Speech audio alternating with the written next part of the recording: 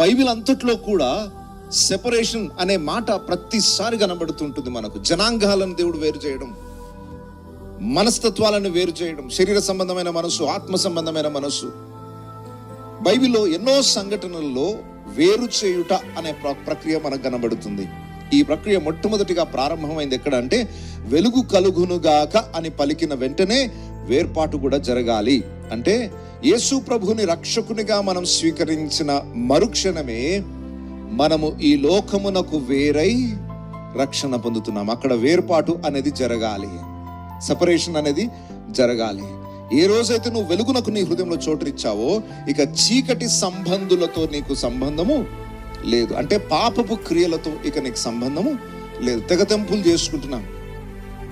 యేసుని నమ్ముకోవడం ద్వారా, యేసు ప్రభుని రక్షకునిగా స్వీకరించడం ద్వారా ఇక ఈ లోక మర్యాదలను మనము అనుసరించము.